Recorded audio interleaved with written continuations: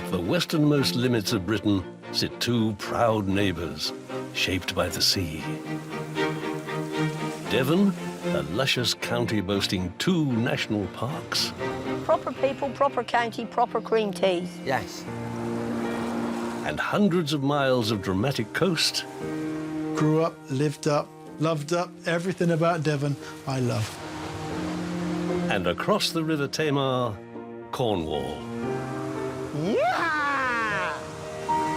The ancient granite kingdom of Kurnow, thrusting out into the Atlantic. I have travelled the world, but I always come home. Where old ways enrich the new. Right, Bill, you up?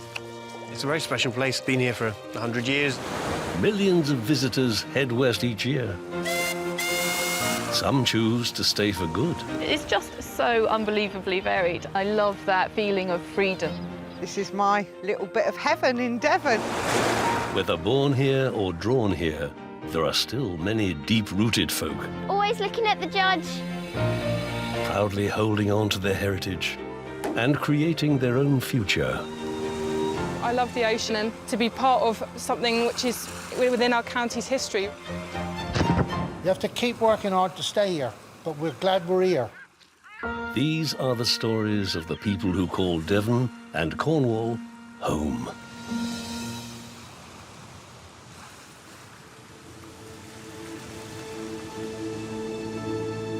Setting sail towards the sunset from where the land ends at Land's End,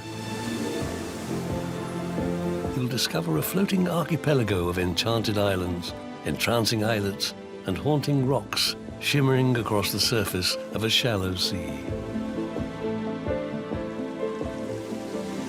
Cast away 28 miles from the Cornish peninsula is Scilly. Known for both its wild winters and its sunny summers, it's the perfect paradise for growing food, flowers, and for catching fish. This is a nice bit. This is what it's all for. Born and bred Ceylonian Adam Morton knows these waters well. I follow the contours round at the right height. We find a little knoll that we like fishing around. Hopefully we'll pick up some fish.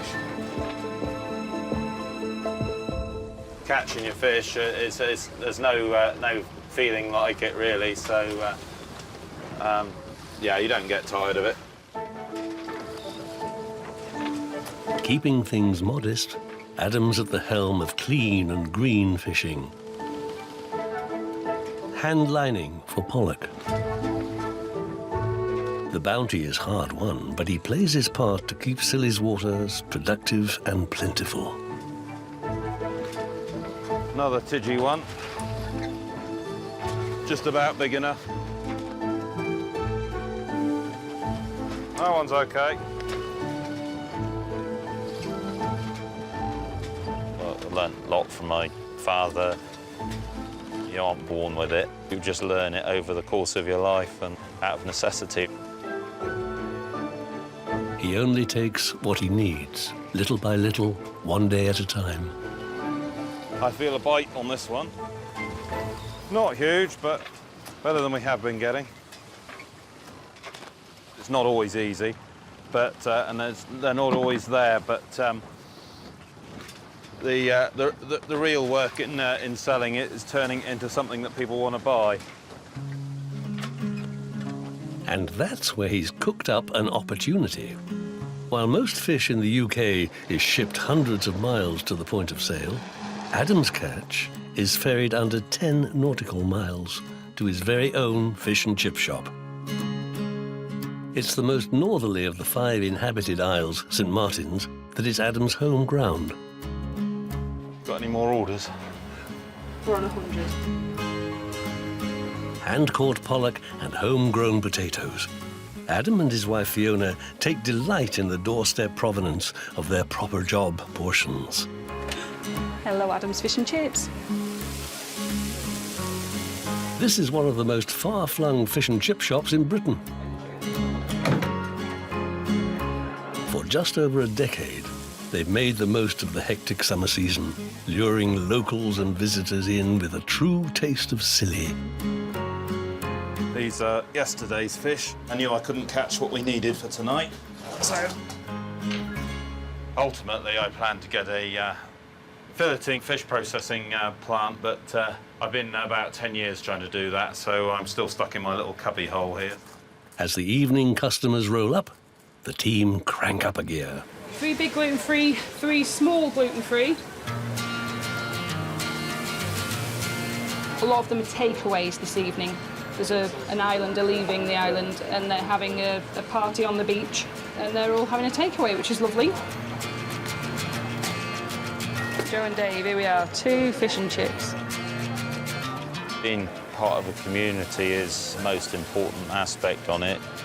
So 2 big, 2 small for you, and then 1 for Dawn. You do know everyone, and you do need to play your part in it. Yeah, 18.50, please.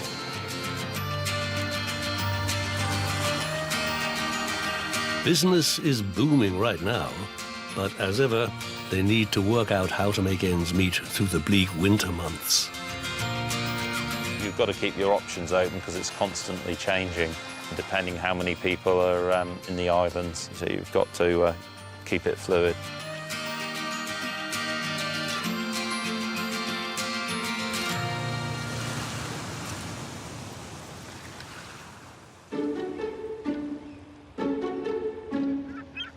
Dartmouth, on Devon's south coast.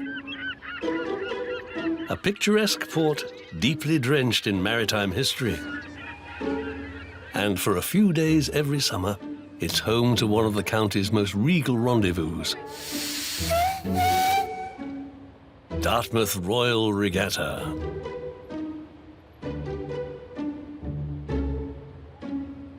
Sat in stately splendor across the River Dart from its twin, King's Weir, for centuries, Dartmouth was a vital naval port.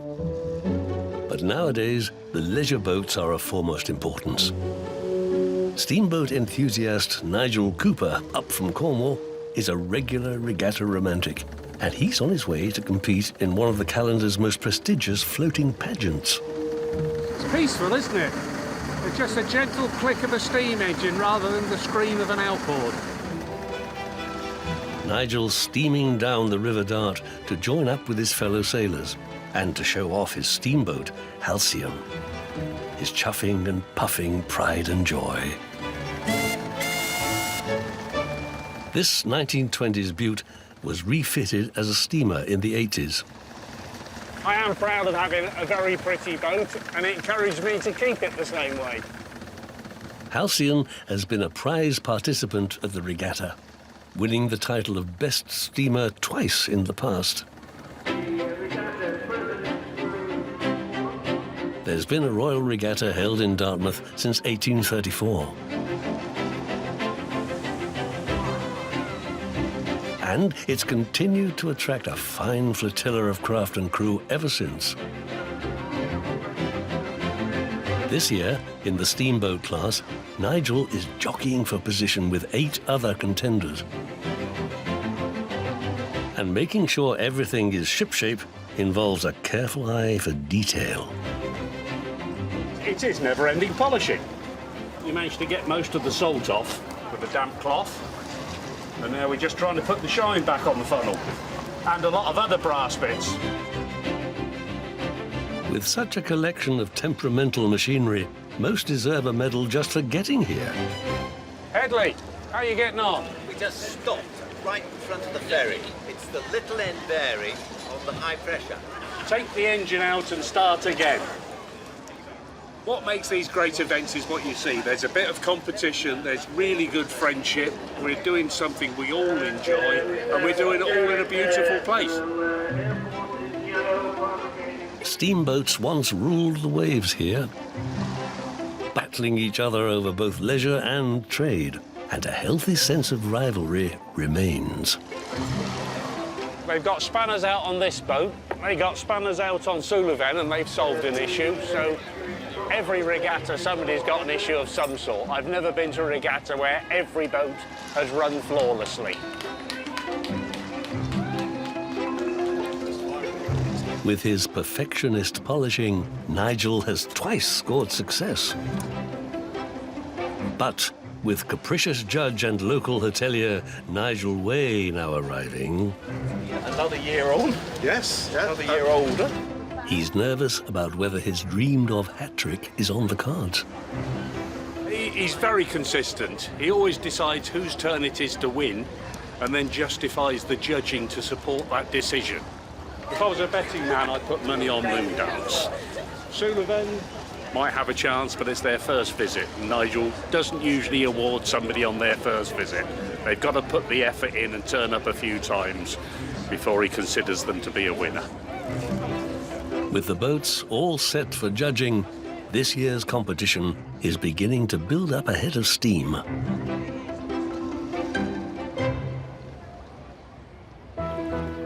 Later, in Devon and Cornwall, you can always tell when it's good planting weather when the mud sticks to your boots. head gardener Darren Dickey gets stuck into a project to remember. You're planting, but you're not always planting for your generation, you're planting for future generations to enjoy. Little baby one. While Adam and Fiona prepare to delight the landlubbers with their catch of the day. There's no rushing it, there's no quick way of doing it. We don't want to deep fry everything.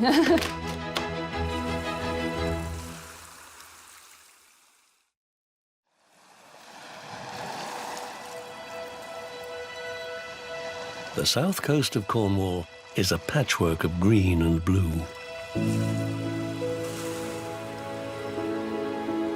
From the broad estuaries, sheltered coves, and countless creeks that wind their way inland, to the rare and remarkable array of flora that the subtropical microclimate nurtures.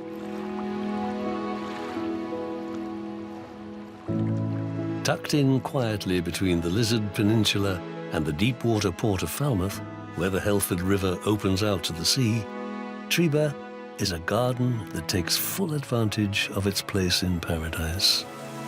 A stunning subtropical valley cascading down to its own secluded beach. What a view. Originally created as a private pleasure garden in the Victorian era, it's now run by a public trust. And head gardener Darren Dickey counts his blessings each and every day. It's that fantastic valley view as you look down through with the mouth of the Helford estuary beyond. It's the colour at this time of year. It's wonderful. Working here for nearly 30 years, the garden is Darren's second home and first love. I'm very fortunate to be head gardener at Trebah. I was inspired by my grandfather. We lived on a farm fairly local to Trebah. I used to spend time in the garden with him. His daily life is spent ensuring that Trebah stands the test of time for future generations to relish and revel in. But today, he's laying the groundwork for something that current visitors can appreciate just as much. I've seen the garden evolve. A lot of the new plants go in. Working in the outdoor environment, I think, is such a sort of a spiritually sort of refreshing thing to do. It's just that being at one with nature. And there's always a new project just round the corner. To celebrate 30 years of the garden being opened as a public trust and to showcase its Victorian heritage, Darren has a plan for a shaded section of the valley using ferns of every variety. So we're planting 30 ferns for 30 years Trebah Garden Trust. And it's nice to be able to invest back into the garden. We've put it in basically a stumpery. It's a sort of Victorian idea where you sort of get all the rotten wood from around the estate. You sort of place them in this sort of unusual sort of random order. It just creates a bit of sort of a talking point. They're kind of natural sculptures in a way, and just something a little bit different for the garden.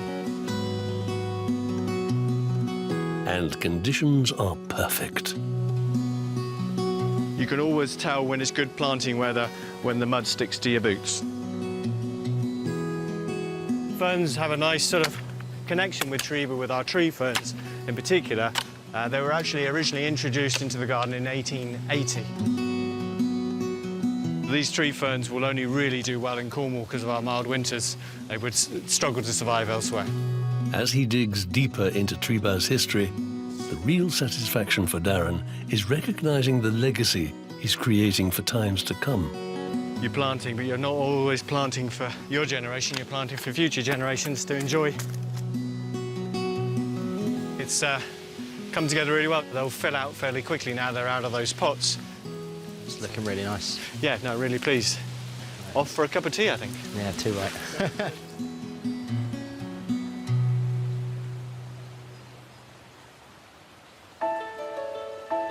After a few weeks, the ferns in the stumpery are bedding in. And the next step for Darren is to show off his handiwork to members of the Garden Trust. It's really special for me to be able to interact with our members, because at the end of the day, without that sort of strong membership base, we'd lose that sort of connection with the local visitors. Thank you for joining me on this beautiful sunny day. I'll show you some of the seasonal highlights, and then we're also going to look at some of the 30th anniversary projects. The stumpery looking fantastic with all the new ferns planted in it. OK, well, thank you, everybody. We're going to head off now into the garden. When I first came to Trebah, this whole area was covered in laurel. Now is Darren's moment to unfurl his ferny glade. So we got in here, we cut all of the laurel back, took it right back so it will thicken up at the back and form a bit more of a screen in time and protect us from the winds. I'm going to bring my grandchildren here, I decided. I think they'll have a nice little field. I can say then Yeah. that in 30 years' time they can come back And look at the 30 ferns. remember their granny. For Darren, his work spreads beyond the garden. It's about doing his part to preserve and protect the timeless beauty of his beloved Cornwall. Cornwall, for me, is such an inspirational place for many reasons. You can sort of hide yourself away and just be at one with nature.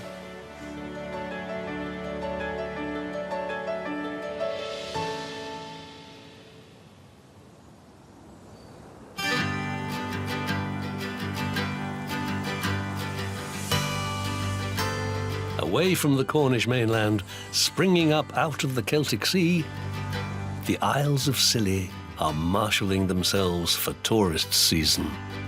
Right, kids, time to go. And on St Martin's, Adam Morton and his family are gearing up for the day's chores. While they're doing the potatoes, I'm going to be down the road picking lobster, which will take me a long time. Wednesday night is lobster night, caught fresh from Adam's small boat. I think we need about 3 or 4 buckets. And living 28 miles from the mainland, it helps to be as self-sufficient as possible. I suppose today it's rare for anyone to be doing it small enough scale that they're do it by hand. Ever on the quest for Selonian sustainability, even Adam's potatoes are homegrown and hand-picked. We're not organic certified, but these potatoes, my brother hauls about 100, 200 tonnes of seaweed each winter to grow them on. So they're all naturally grown, no artificials on these. It's a means of making sure that this small patch of land surrounded by sea does have a future, a legacy that he might one day pass on. I think I'd like to provide my kids with the same skill set when they grow up, because I think you can turn yourself to whatever comes your way, whatever you have to do. How are we filling up on that 4th bucket? About 3/4. I like living on this island because, like, when you're in a town, when you wake up, A city even.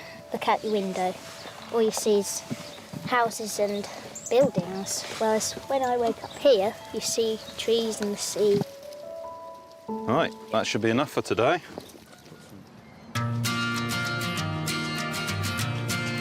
The Mortons would love to produce everything they need for their island fish and chip shop, but there are some essentials that can't be grown in Selonian soil. or snared from Cylonian seas. All the oil for the fryers. All in good condition today, which is always nice. Some days when it's absolutely pouring with rain and blowing a gale, all the boxes of wine and everything are all splitting open and rolling everywhere and getting broken. So, yeah, we're lucky today. My father managed to wear out 2 pickups in 2 years going along these tracks, so we use all-terrain vehicles now.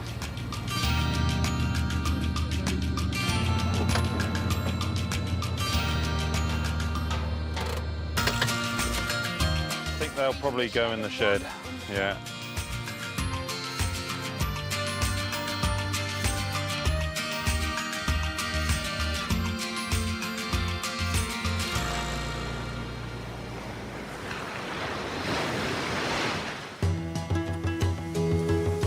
For Adam, summertime means relentless loustering, working non-stop, and switching hats every day. I have hollocking days and lobster days. I just tend to do one or the other, depending on the weather. Little baby one. There's a delicate balance to island life, and a little lobster thrown back today might reap real rewards in the future. Got a gauge. Check from there to there. That one's just under. They're better. That one's definitely keepable.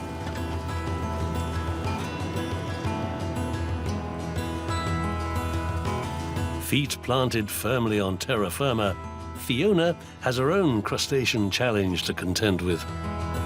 There's no rushing it, there's no quick way of doing it. If there was, I'm sure I'd have found it by now. You get the tail half and you get the claw. And that's presented on the plate with salad and new potatoes from the farm and salad from the farm. And it's completely local and it's a fresh way of eating lobster rather than, you know, we don't want to deep fry everything.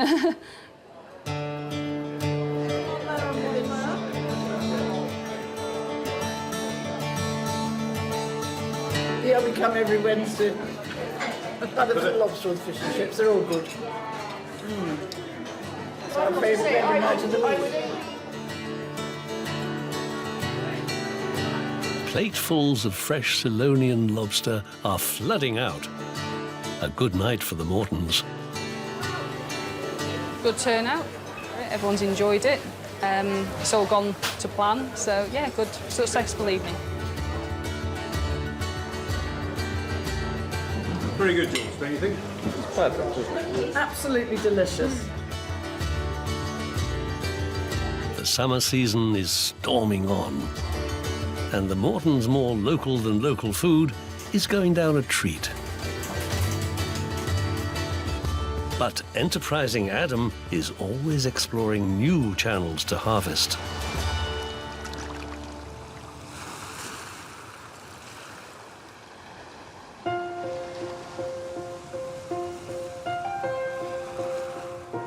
Away from the restless realm of the Cornish coast roll waves of stately green hills. Change has its own earthy rhythm here.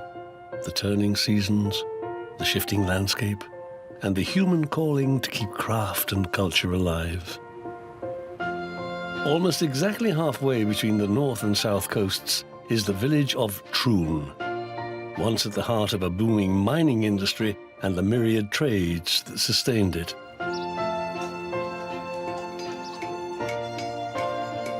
Cornishman David Jones is a custodian of one of those trades. There's all these people stuck in factories and offices, and you don't appreciate it, really, because you're there all the time.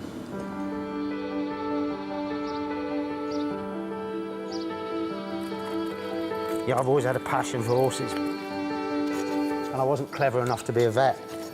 I mean, it does have its downfalls. I've had a broken femur, hands have been broken numerous times. teeth knocked out. So it can be dangerous.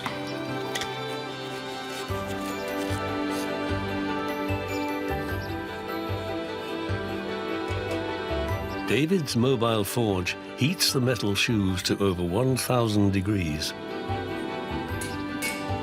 It's a job requiring strength, skill, and nerves of steel.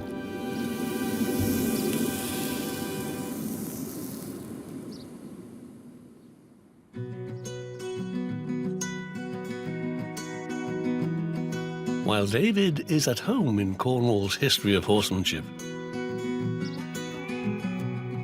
he's also keeping a keen eye on the future and wondering if his daughter, Myrtle, will carry on in the family footsteps. I love working with horses because they're just so calm and they're just really trusting, and I just love them.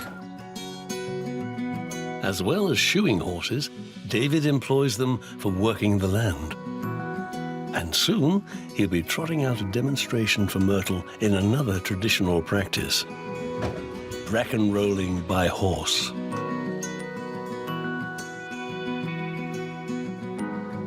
Bracken grows rampantly in the mild Cornish climate and has become a real problem for many farmers and landowners. Right, put your belt on. So David and Myrtle have been tasked with taking their working horse, Bill, to one of Cornwall's fragile woodland plots in an attempt to keep the green menace at bay.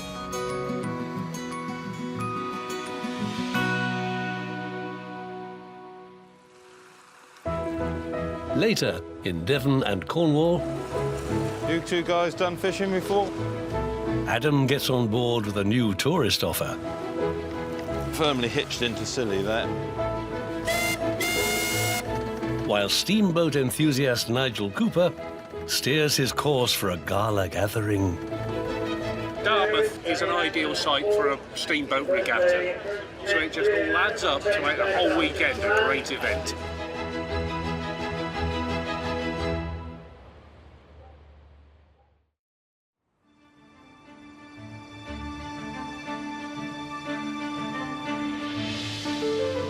Pushing deep into an old Cornish woodland, farrier and horseman David Jones is about to get to work. Together with daughter and young apprentice Myrtle, Accelerator. they're harnessing up their working horse Bill for a demanding day crushing bracken. Can you manage to pull his legs forward, or shall I do it? I can. With their living, breathing, 1 horsepower drive unit, everything must be finely tuned. It's all important that it all fits well and is comfortable and there's no hair trap. Otherwise it'll rub. Maybe comfortable at the start of the day, but certainly by the end of the day, it won't be.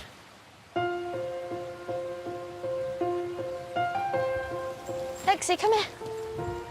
Beautiful beasts like Bill have a noble tradition of working the land in Cornwall.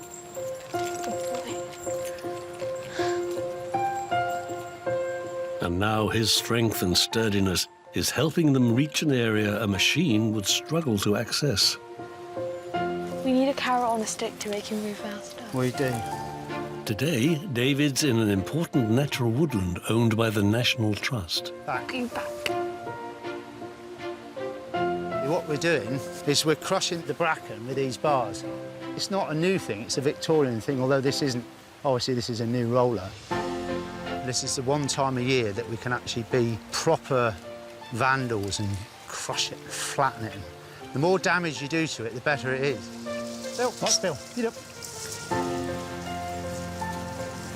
Crushing the bracken weakens it and gives other plants, including young trees, a chance to blossom, creating a much healthier wood for the future.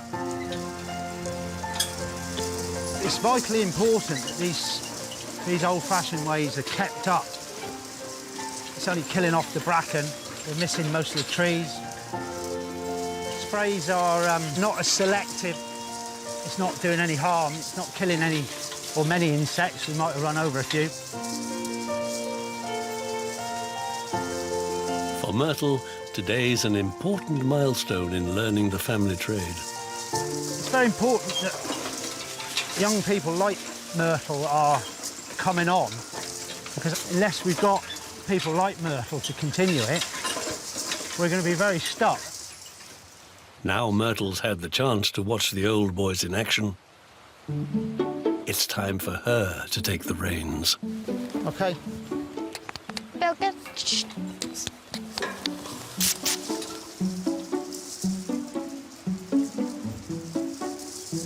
Be as destructive as you like. At first, she needs some gentle coaching. Pull him into it. But she's soon steering Bill and the heavy roller right on course.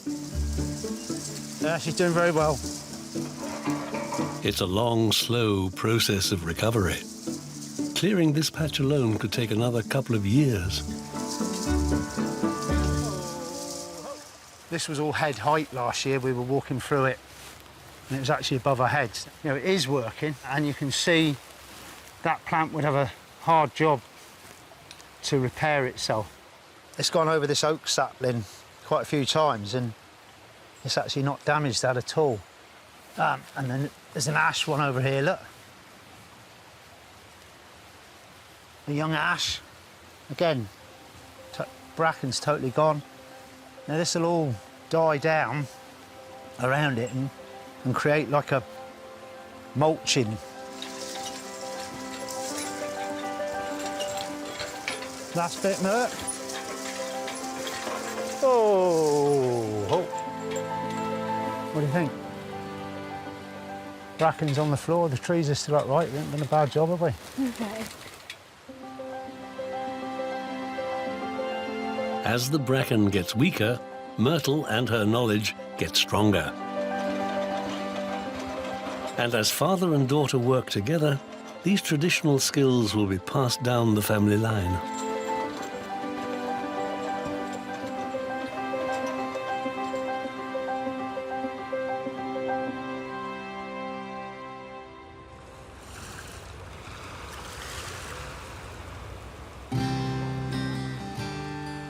On St. Martin's, on the Isles of Scilly, fisherman, potato grower and fish and chip monger Adam Morton is on the trawl for even more ways to bring in a penny or two.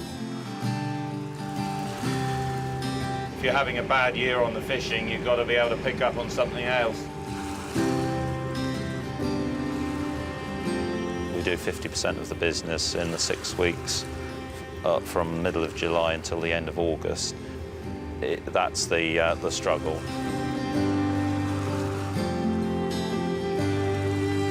Over 100,000 tourists set foot ashore on Scilly in those summer months. Who needs to go abroad when you've got this? It's pretty idyllic, isn't it? But not everyone puts into St. Martin's to sample Adam's catch. So today, he's taking his boat to them, dabbling with the idea of angling trips. We are heading across to the island of Tresco and hopefully picking up a team of anglers and taking them out and trying to catch some fish. It's last day of their holiday, so important to make a good impression.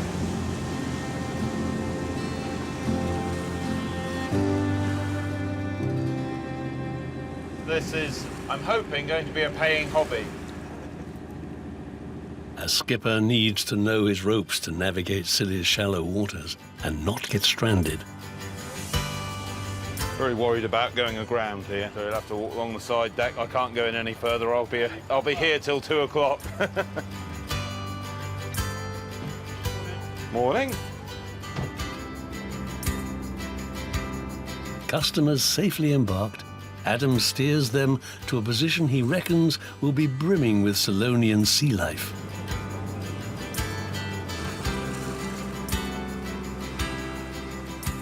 You two guys done fishing before? Okay.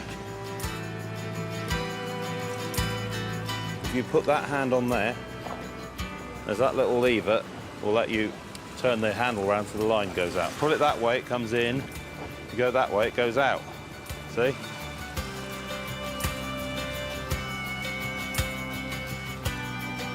firmly hitched into Silly there.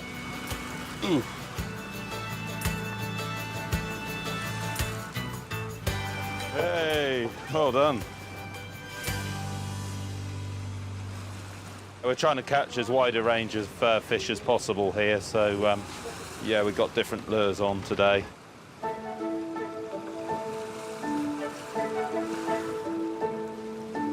Hey, that's a nice one. Jake, just go on fish, everybody. This doesn't happen. Adam is on a roll with his new venture. Nice, George. Well done. But the roll of the sea is taking its toll on his passengers. Although it's a flat, calm day, there's quite a lot of motion in the water, and one of them isn't feeling at all well. In fact, she's been seasick, so we're heading for home. Oh, they've all caught a fish, so I think everyone's happy. It's back to dry land for the tourists. Thank you very much. For a good day. And back out to sea for Adam, on a quest to land the chip shop's next supper.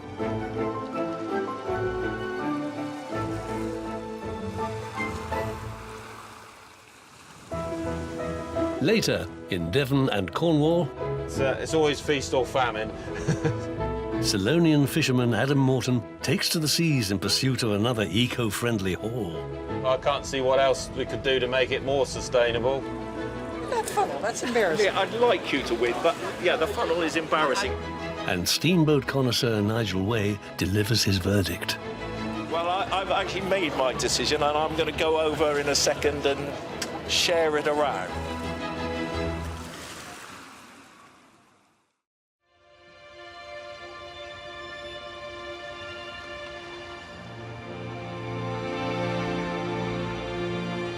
At Dartmouth in South Devon, the annual Royal Regatta is approaching a decisive moment. It was definitely not on here, never won it. Judge Nigel Way is casting his seasoned eye over the selection of steamboats. Only slightly younger than me. That's not bad going, is it? And Nigel Cooper and his buffed-up boat, Halcyon, are still in the frame. It's beautifully brassed up, it's got its flags on. But you look here, we haven't bothered to polish our brass because we're more worried about our air pump, you know.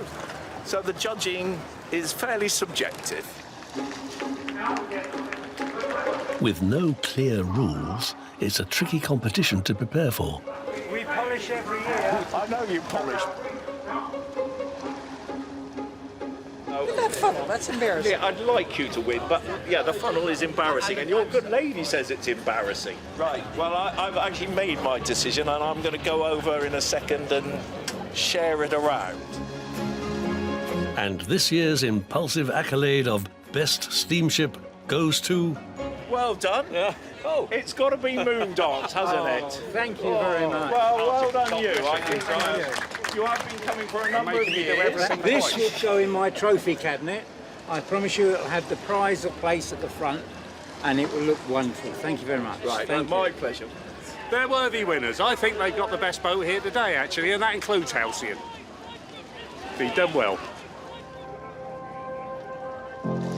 For the flotilla of small steamboats, there's another important trophy to treasure. That of time.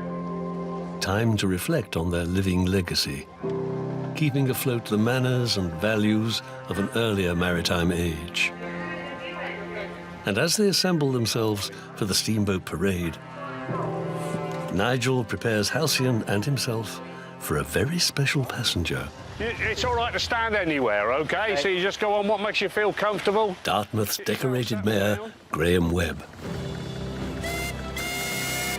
Your first time on a steamboat, Mr. Mayor? It is.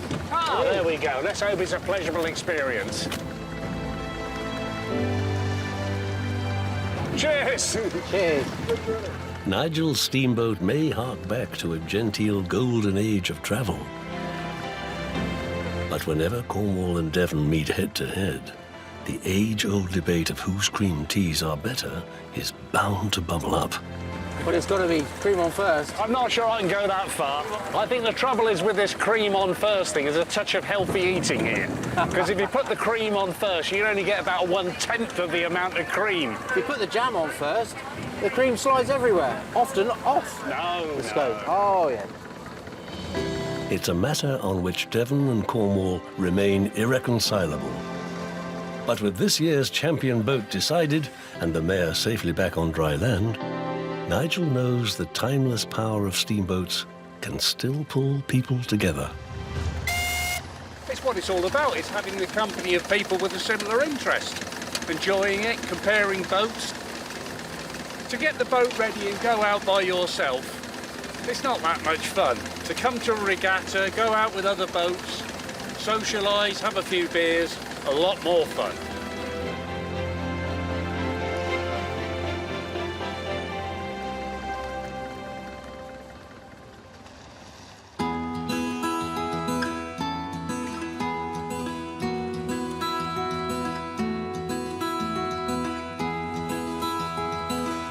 On St Martin's, on the Isles of Scilly, Adam and Fiona Morton are full steam ahead with their own trade.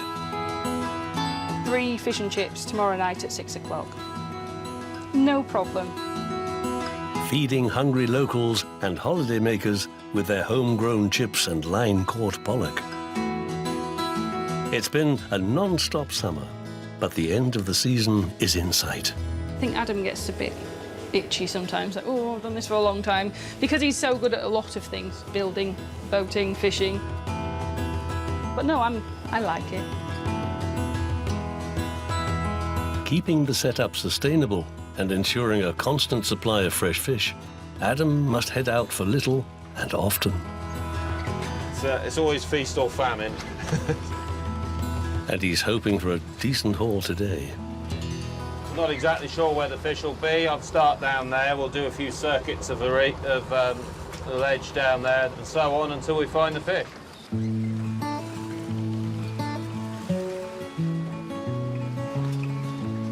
These are gummy mac eels. Seem to be pretty deadly for the pollock.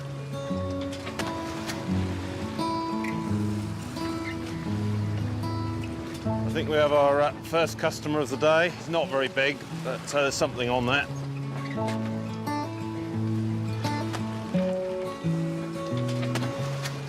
That's not too bad. That'll be enough for 4 people for fish and chips.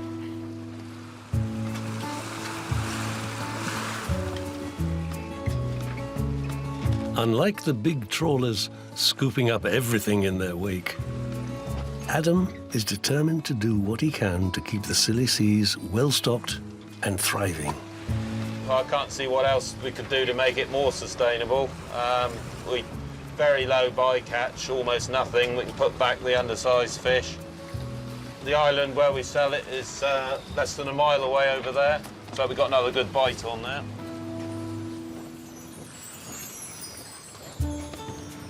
Another 2 customers. All the years of effort and endeavour in these Selonian waters are reaping rewards for Adam. That was a proper-sized pollock. Get enough for 5 or 6 people off that. It's all of our livelihood and income, so without it, we ain't paying the rent. That'll finish up the day nicely. Home time. Back at the chip shop on St Martin's, it's nearly supper time.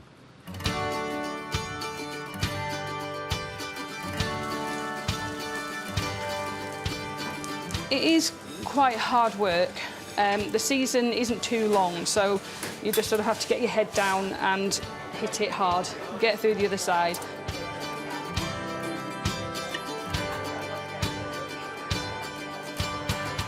It was really wonderful. Yes. The 3rd time we've been here. Not this holiday, but other holidays. And it's always good. It's just a real treat to come here. Service tonight's gone really well. We've got a good mix of locals and holidaymakers, which is lovely. The support really makes it feel worthwhile when you get people coming back again year after year. Endorses what you do and it makes it feel much better. With their busy fish and chip shop sitting out in the Celtic Sea, bringing in enough to pay the bills, the long winter months ahead are now looking more like a welcome break from a hectic tourist season. Weird to think people will spend a fortune or whatever to come on holiday here and, you know, have a few weeks on holiday, and we are lucky enough to be here all the time.